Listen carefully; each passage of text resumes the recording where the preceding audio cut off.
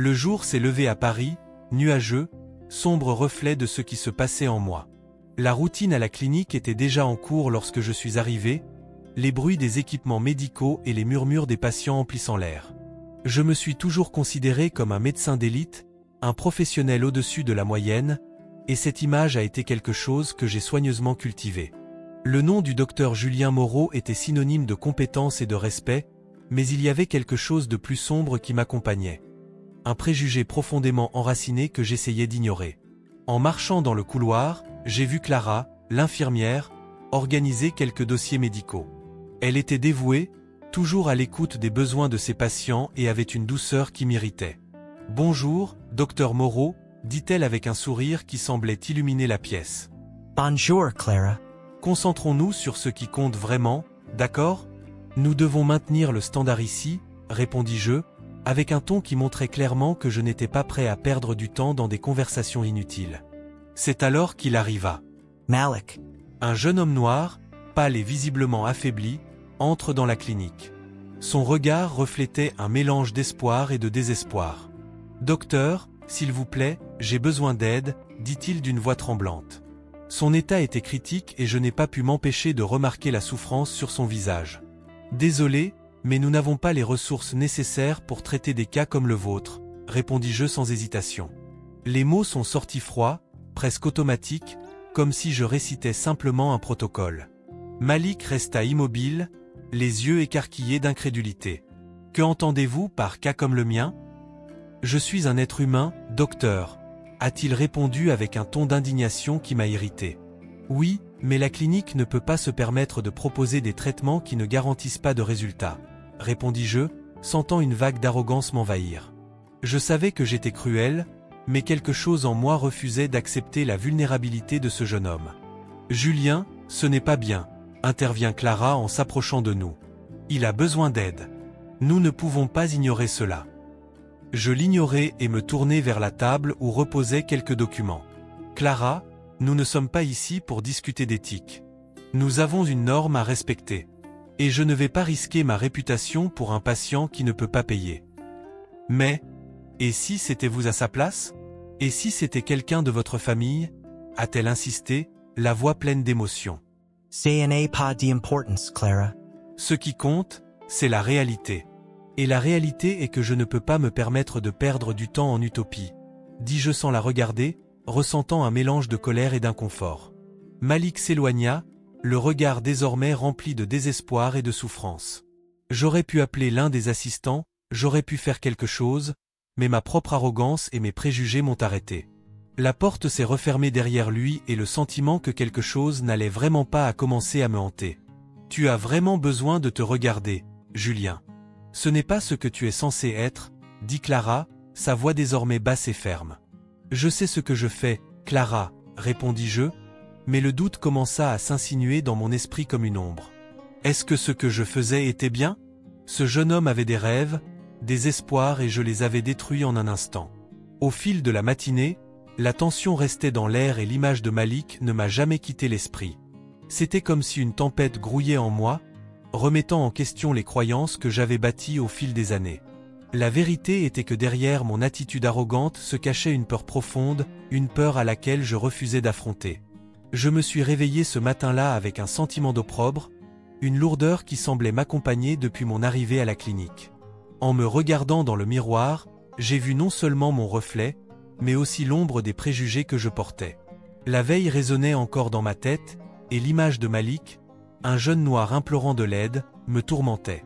Si seulement j'avais les ressources. Pensais-je, mais la vérité était que mon refus de le servir était enraciné dans quelque chose de bien plus profond. Pendant ce temps, Malik luttait contre ses propres tempêtes. Je l'ai connu dans la communauté, toujours avec le sourire et un grand rêve, devenir médecin. Il disait, « Docteur Moreau, un jour je serai à ta place, et je soignerai tout le monde, quelle que soit la couleur de sa peau. » Son esprit était contagieux, mais la réalité était dure. Je savais que le racisme auquel il était confronté quotidiennement l'avait façonné, tout comme j'avais été façonné par mes propres expériences. « Malik Ava ?» j'ai demandé quand je l'ai vu sur la place, après le rejet à la clinique. Il secoua la tête, mais ses yeux trahissaient la douleur. « Je me bats, Docteur Moreau. Je ne vais pas abandonner. Un jour, je serai médecin et je serai là pour aider ceux qui en ont besoin. La détermination dans sa voix était inébranlable, mais ce que j'ignorais, c'est que, le matin même, son amie Julienne était bien décidée à découvrir ce qui se cachait derrière mon refus. Julienne était une force de la nature, toujours prête à se battre pour l'injustice. Julien, tu ne peux pas ignorer ce qui s'est passé hier. Malike. Comment peut-on refuser un patient à cause de la couleur de sa peau? Elle m'a mis au défi, même si j'essayais de maintenir ma posture. Ce n'est pas une question de couleur, Julienne. Ce sont les circonstances et le manque de ressources. Mais la vérité était que je n'étais pas prêt à affronter la véritable racine de mon comportement. Combien de fois avez-vous vu cela dans votre vie? Insista-t-elle, le regard perçant. Pensez-vous vraiment que c'est la bonne voie? De traiter la vie de quelqu'un comme un numéro? Ces paroles résonnaient dans mon esprit, mais je restais silencieux, incapable d'argumenter. Ce jour-là, Clara, l'infirmière qui a toujours soutenu ma pratique, m'a rencontré dans le couloir. Elle avait une expression inquiète, différente de d'habitude. Julien, tu dois réfléchir à ce qui s'est passé. Il ne s'agit pas seulement d'un cas médical, c'est une question d'éthique et d'humanité. Je la regardais avec dédain. Que sayes-tu, Clara? Vous ne comprenez pas la pression à laquelle je suis confronté ici. Non, peut-être que je ne comprends pas bien, mais je vois la douleur dans les yeux de Malik. C'est un être humain, Julien. Et tu as le pouvoir de l'aider. Son appel m'est parvenu, mais j'étais pris au piège dans un réseau de préjugés que je n'arrivais pas à démêler. C'était plus facile de l'ignorer que de confronter ce que je ressentais réellement. Pendant ce temps, Malik ne restait pas immobile. Il a cherché des ressources dans sa communauté, a parlé à des amis et a même cherché des alternatives de traitement. Je savais qu'il méritait du soutien, mais l'idée qu'il devienne médecin comme il en avait toujours rêvé me mettait mal à l'aise. Comment pourrais-je aider quelqu'un que j'avais rejeté? Malik se débattait, et d'une manière ou d'une autre, je sentais que je faisais partie du problème. Dr.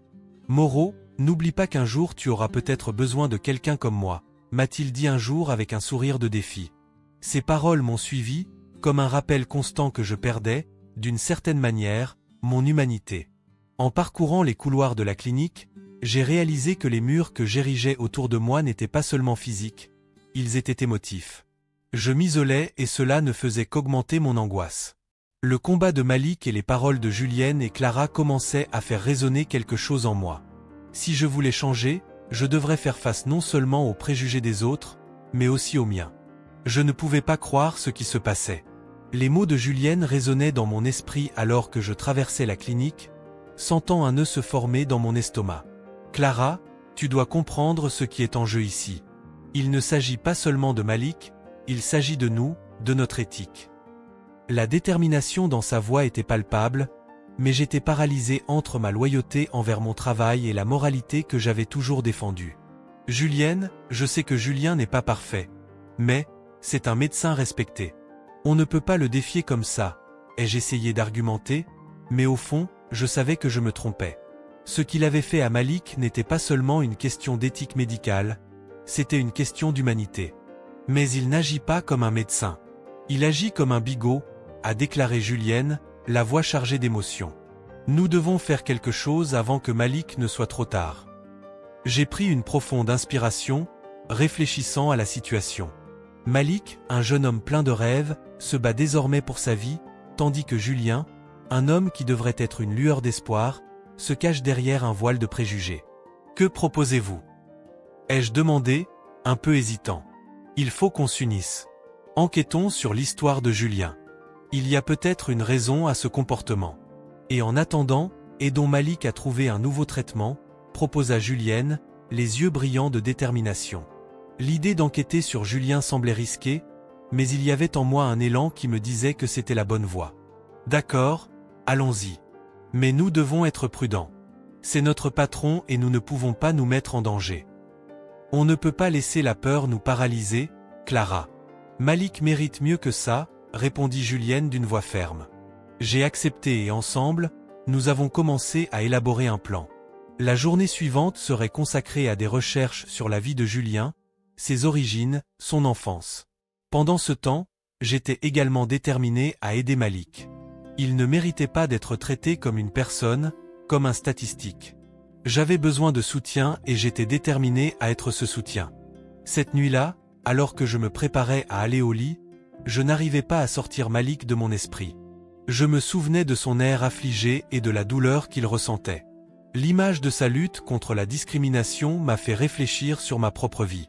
J'avais moi aussi fait face à des défis, mais rien comparé à ce que vivait Malik. C'était un combattant et je devais l'être aussi. Le lendemain, après une longue conversation avec Julienne, nous décidons de rencontrer Malik. Peut-être qu'il a des idées sur ce qu'il faut faire. Il est beaucoup plus fort que la plupart des gens que nous connaissons, dis-je à Julienne alors que nous marchions vers le café où nous avions convenu de nous rencontrer. Quand nous sommes arrivés, j'ai vu Malik assis à une table, le regard pensif. Il semblait un peu plus calme, mais il y avait toujours une pointe d'inquiétude sur son visage. « Salut, Malik » dis-je en m'approchant de lui. « Comment te sens-tu » Il leva les yeux, un sourire timide se dessinant sur ses lèvres. J'essaie de rester positif. Mais c'est dur quand on réalise que les portes se ferment, a-t-il répondu, la voix un peu tremblante. Julienne et moi voulons vous aider. Nous sommes ici pour discuter de certaines alternatives de traitement, ai-je dit, essayant de transmettre mon optimisme. Tu n'es pas seul dans ce cas. Je l'apprécie vraiment. Parfois, j'ai l'impression de me battre contre un mur invisible, a répondu Malik, sa frustration évidente. Mais je n'abandonnerai pas. Je ne peux pas. Julienne, qui écoutait attentivement, ajouta, et nous n'allons pas non plus vous abandonner. Nous allons trouver un moyen de vous aider. La conversation s'est déroulée naturellement et j'ai réalisé à quel point Malik était fort, même face à tant d'adversité. Il n'était pas seulement un patient, c'était un être humain avec des rêves et des aspirations. Et il était de notre responsabilité de l'aider à réaliser ses rêves, quelle que soit la résistance à laquelle nous faisions face. Pendant que nous parlions, une idée a commencé à se former dans mon esprit. Si nous parvenions à rallier la communauté autour de Malik, nous pourrions peut-être faire quelque chose de significatif. Et si on organisait une campagne pour récolter des fonds pour son traitement, ai-je proposé en regardant Julienne et Malik. Cela pourrait attirer l'attention sur la situation, et qui sait, même sur les problèmes de discrimination qui existent dans notre société. Les yeux de Malik pétillaient d'espoir. Ce serait incroyable. Je n'aurais jamais cru pouvoir compter sur le soutien d'autant de personnes. Alors faisons en sorte que cela se réalise, a déclaré Julienne, son enthousiasme contagieux. Ensemble, nous pouvons changer cette histoire. J'ai senti qu'à partir de ce moment-là, quelque chose était sur le point de changer. Pas seulement pour Malik, mais pour nous tous. Il était temps d'affronter nos peurs et nos préjugés, et j'étais prêt à me battre à leur côté. La salle d'attente de la clinique était pleine de patients, mais l'air était épais, presque insupportable. Je ne pouvais m'empêcher de penser à la conversation que je venais d'avoir avec Clara et Julienne. Leur détermination à aider Malik m'a mis mal à l'aise. L'idée d'être confronté à deux femmes qui étaient d'une manière ou d'une autre prêtes à défier mon autorité et à dénoncer mes préjugés m'a laissé dans un état nerveux. Je savais que mon comportement n'était pas bon, mais il y avait quelque chose en moi qui refusait de céder. Dr. Moreau, tu es un moment? La voix de Julienne traversa mes pensées. Elle se tenait devant moi, les yeux brillants d'un mélange de frustration et de détermination. « Julienne, je n'ai vraiment pas le temps de me disputer en ce moment, » répondis-je, essayant de garder ma voix ferme mais sentant l'insécurité se glisser dans mes mots. Elle n'était pas intimidée. « Tu ne peux pas continuer ainsi, Julien. Malik a besoin de toi et tu refuses de le voir. Ce n'est pas seulement contraire à l'éthique, c'est inhumain. Vous ne comprenez pas, dis-je en faisant un geste de la main, comme pour dissiper ses paroles. Traiter Malik serait un risque. De nombreux facteurs sont impliqués. Je ne peux pas m'exposer à des critiques pour une affaire qui n'a peut-être pas de solution. » Julienne croisa les bras, son regard devenant plus intense. « C'est exactement ce que votre poste vous oblige à faire, n'est-ce pas? Relever les défis, même lorsqu'ils sont inconfortables. Qu'est-ce qui te gêne le plus, Julien? La possibilité d'échouer ou d'être perçu comme raciste. Je ne suis pas raciste. » J'ai crié, plus sur la défensive que je ne l'avais prévu. L'accusation m'a blessé, mais en même temps, la vérité a commencé à frapper ma conscience. Qu'est-ce qui m'a conduit à ce poste? Qu'est-ce qui avait façonné mon ego au point que je craignais plus le jugement des autres que la vie d'un patient? Alors pourquoi tu ne réponds pas? Insista Julienne, d'une voix douce mais ferme. Vous refusez de voir au-delà de la couleur de sa peau. Vous refusez de voir sa vie. J'ai senti une boule dans mon ventre. La vérité dans ses paroles était comme une épine plantée en moi. J'ai regardé le sol, essayant de trouver une réponse, mais toutes les explications qui me venaient à l'esprit me semblaient insatisfaisantes. Un silence gênant s'ensuivit et je savais que je devais parler, mais je ne savais pas comment. Julienne, tu ne sais pas ce que j'ai vécu, dis-je finalement, ma voix à peine au-dessus d'un murmure. J'ai grandi dans un endroit où la couleur de la peau était tout ce qui comptait. Et j'ai toujours été différent. Le fils d'immigrés. Ce qui n'appartient pas. Je ne veux pas que Malik vive ça. Je ne veux pas être la cause de sa douleur. Elle parut surprise, mais ne détourna pas le regard. Et vous pensez qu'en refusant le traitement, vous l'aidez? Vous perpétuez le même cycle d'exclusion que vous avez subi. De quoi as-tu peur, Julien? Ressentir de l'empathie? Pour communiquer avec lui? La chaleur de ses paroles m'a frappé comme une tempête. Je ne sais pas. Je ne veux juste pas que les gens voient ce que je suis vraiment, avouai-je, la voix tremblante. Et qu'est-ce que tu fais, Julien? A demandé Julienne, toujours ferme, mais avec une douceur qui m'a fait me sentir vulnérable. Un homme qui refuse d'aider un être humain parce qu'il a peur d'être jugé? Ou un médecin qui peut faire la différence? La pression de la conversation commença à s'accumuler sur mes épaules. J'avais envie de crier, j'avais envie de courir. Mais en même temps, il y avait quelque chose en moi qui aspirait au changement. Clara apparut à la porte du salon, remarquant la tension qui régnait dans l'air. J'ai entendu une partie de la conversation, dit-elle avec hésitation. Julien, il faut comprendre que Malik n'est pas qu'un patient. C'est une personne qui a des rêves et il mérite une chance. Chance? Une chance pourquoi? Rétorquai-je, maintenant plus irrité. Pour être rejeté comme moi? Non, Julien, répondit Clara, sa voix désormais ferme et claire. Vivre, se battre, devenir le médecin qu'il a toujours rêvé d'être.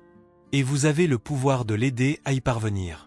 Ces paroles résonnaient dans mon esprit et je savais que je ne pouvais plus les ignorer. En regardant les visages pleins d'espoir de Julienne et Clara, j'ai réalisé que le combat était bien plus que celui de Malik. C'était aussi mon combat. Et pendant un instant, je me suis retrouvé à réfléchir à l'homme que je voulais vraiment être. Je me suis réveillé au milieu d'un cauchemar, la respiration difficile et mon cœur battant la chamade. Les souvenirs de mon enfance surgissaient comme des ombres, envahissant mon subconscient. Je me souviens des moments où j'ai été traité avec mépris, des regards méprisants que j'ai reçus parce que j'étais fils d'immigrés. Le sentiment d'exclusion me serra la poitrine. Que avais-je fait pour mériter ça? Qu'est-ce qui a changé en moi depuis? Je me levai du lit, toujours sous l'emprise du cauchemar. L'image de Malik, le jeune homme que j'avais refusé de soigner, restait gravée dans mon esprit. La voix de Clara résonnait. « Julien, tu dois reconsidérer ta décision. » Mais je ne pouvais pas. Ce n'était pas facile d'affronter cette partie de moi qui ne se sentait toujours pas en sécurité devant un patient noir. Comment pourrais-je, en tant que médecin respecté, abandonner mon image pour le bien d'un garçon au hasard? La journée avançait alors que j'essayais de me concentrer sur mon travail, mais l'agitation ne me quittait pas. À chaque patient que je voyais, je sentais un poids croissant. Que m'arrivait-il? Que étais-je devenu? J'ai décidé de sortir déjeuner. Le soleil brillait fort à Paris, mais un nuage sombre planait sur moi. En marchant, j'ai vu un groupe de personnes rassemblées sur la place devant l'hôpital. C'étaient Clara et Julienne, entourées d'une foule. Ils ont parlé de Malik, de l'importance de l'égalité de traitement. On ne peut pas laisser tomber ça, entendis-je dire avec ferveur Julienne. Malik mérite une chance, comme chacun d'entre nous. La passion dans sa voix m'a frappé comme un coup de poing dans le ventre. J'ai ressenti une envie presque incontrôlable de me rapprocher, mais le doute me paralysait. ¿Qué diráis? Comment expliqueriez-vous mon refus de vous servir? J'étais naïf de penser que je pouvais simplement ignorer la situation. Julien. Clara m'a vu et a couru vers moi. Vous devez entendre ça. Nous organisons une campagne pour récolter des fonds pour son traitement. Ce que vous avez fait était inacceptable. Je sais, répondis-je, la voix cassante. Mais je ne peux pas être considéré comme quelqu'un qui cède aux préjugés. Que penseront-ils de moi? Clara me regardait avec un mélange de déception et d'inquiétude. Et selon vous, que devrait penser Malik? Il se bat pour sa vie, tandis que vous vous souciez de votre image. Pensez à ce que cela signifie. Ces paroles résonnaient dans mon esprit. J'étais tellement concentré sur la protection de mon ego que j'ai négligé la vie d'un être humain. Malik n'était pas seulement un patient. C'était un jeune homme plein de rêves, avec un avenir devant lui. Lorsque la foule a commencé à scander son soutien à Malik, j'ai senti la pression monter. C'était comme si chaque note m'appelait à réfléchir sur mes convictions. La musique résonnait et vibrait dans ma poitrine, réveillant une partie de moi que j'avais réprimée depuis des années. « Julien, viens !» Julienne m'a rapproché. Voyez combien de personnes s'en soucient. Ils sont là pour Malik.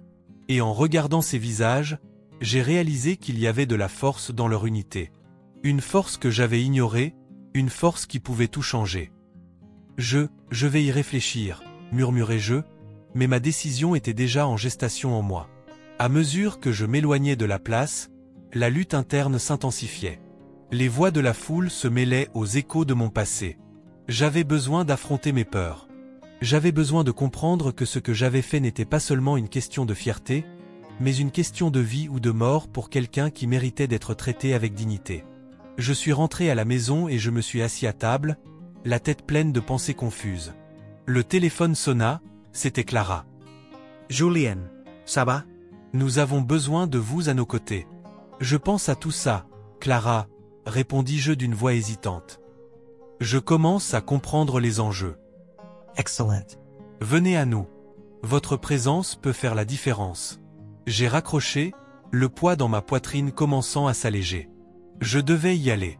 J'avais besoin d'affronter mes démons, et peut-être, de trouver un moyen de me racheter non seulement moi-même, mais aussi ce que j'avais fait à Malik. C'était une matinée nuageuse et je sentais le poids des nuages au-dessus de moi, presque comme s'ils essayaient de m'étouffer. La pression dans ma poitrine augmentait à chaque pas que je faisais vers l'hôpital. La décision d'y aller n'a pas été facile. L'image de Malik, avec son regard plein de douleur et d'espoir, ne m'a jamais quitté l'esprit. J'avais agi comme un lâche et ses souvenirs me tourmentaient. J'avais entendu des rumeurs selon lesquelles la communauté s'était ralliée à lui, et cela me mettait mal à l'aise. Que avais-je fait? Qu'est-ce que j'avais manqué? En entrant à l'hôpital, j'ai été accueilli par une odeur familière de désinfectant mélangé à l'arôme du café. Les infirmières se sont déplacées rapidement et l'atmosphère était urgente. Mais il y avait quelque chose de plus, un sentiment palpable de solidarité qui emplissait l'air. Mon esprit était rempli de doutes. Qu'est-ce que je faisais là? Je n'y avais pas ma place. Je me suis rendu à la réception en essayant d'ignorer les regards curieux qui se posaient sur moi. « Bonjour, docteur Moreau. Qu'est-ce qui vous amène ici ?» a demandé la réceptionniste avec un sourire qui semblait sincère, mais que j'ai immédiatement interprété comme un jugement. Je suis venu voir Malik. Comment va-t-il? Ma voix était plus faible que ce à quoi je m'attendais. Elle me regarda avec un mélange de surprise et de méfiance. Il est dans la chambre 203. Mais, tu sais que sa situation est critique, n'est-ce pas? Ces paroles étaient une lame tranchante, tranchant la défense que j'avais construite. Je me dirigeai vers la pièce, chaque pas me paraissant parcourir des milliers de kilomètres. Quand j'ai ouvert la porte, j'ai trouvé Malik allongé sur le lit, pâle mais avec une expression de détermination sur le visage. Il m'a regardé et pendant un bref instant, le temps s'est arrêté. Ce que j'y ai vu n'était pas seulement un patient, mais l'incarnation de tous mes défauts et préjugés. « Que faites-vous ici, docteur Moreau ?» demanda-t-il d'une voix faible mais pleine de fermeté. « Malik, J'ai hésité, les mots ne sont pas sortis. Je voulais m'excuser, je voulais m'expliquer, mais le poids de mon erreur était immense. Tu m'as rejeté quand j'avais le plus besoin d'aide. Pourquoi es-tu ici maintenant? Il m'a regardé avec un mélange de colère et de douleur. Je sais. J'étais un idiot. Mais je veux changer cela. La sincérité de mes paroles était tout ce que je pouvais offrir. Malik détourna le visage, comme s'il essayait de comprendre ce que j'avais dit. Je me souviens comment son expression a changé, un éclair de confusion a traversé son visage. Qu'est-ce qui a changé? Qu'est-ce qui t'a poussé à venir vers moi maintenant? A-t-il demandé avec une légèreté qui défiait la gravité de la situation. C'est alors que les mots ont commencé à affluer. J'ai parlé de la mobilisation communautaire, de la façon dont j'avais entendu parler du soutien qu'il recevait. Mais une partie de moi savait qu'il y avait plus. J'avais besoin de partager quelque chose. Malik, je ne savais pas que tu étais le fils d'Amadou. La révélation m'a échappé et j'ai ressenti l'impact de mes propres mots. Les yeux de Malik s'écarquillèrent. Il était sous le choc. Je pouvais voir la douleur mêlée de confusion dans son regard. « Connaissez-vous mon père » demanda-t-il, l'incrédulité dans sa voix palpable. « Oui, nous étions amis, le souvenir de notre jeunesse m'a envahi. Amadou et moi, nourrions, rêvons de l'avenir. Je ne savais pas que tu étais son fils. Je ne savais pas qu'il y avait un lien entre nous. » Malik s'est tourné vers la fenêtre et j'ai remarqué que des larmes coulaient sur son visage. Le silence entre nous était rempli d'émotions inexprimées, d'une histoire qui n'avait jamais eu la chance de se dévoiler. « Pourquoi tu ne m'as pas aidé ? Si j'avais su, j'aurais peut-être agi différemment, » marmonna-t-il presque pour lui-même. « J'étais égoïste. J'ai laissé mes préjugés me guider et j'ai perdu la chance de sauver une vie. » Ma voix tremblait, la culpabilité devenant un poids que je ne pouvais ignorer. À ce moment-là, j'ai réalisé qu'il n'y avait aucun moyen de défaire le passé, mais que je pouvais essayer de corriger mes erreurs. Je pourrais me battre pour devenir une meilleure personne. Malik, si tu me le permets, je veux essayer de t'aider. Je veux essayer de me racheter. Je peux parler au médecin et m'assurer que vous recevez le traitement que vous méritez. La sincérité remplissait chaque mot que je prononçais. Il m'a regardé, les yeux encore humides, mais il y avait maintenant une étincelle d'espoir. Je ne sais pas si je peux vous faire confiance, docteur Moreau. Mais, je veux croire que les choses peuvent changer. La lutte dans ses yeux était la même que celle que je ressentais en moi. Et ainsi, dans cette chambre d'hôpital, nous avons commencé à construire une nouvelle histoire. L'histoire d'un médecin qui a finalement commencé à affronter ses propres démons et d'un jeune homme qui, malgré la douleur, a commencé à croire qu'il était possible de les surmonter.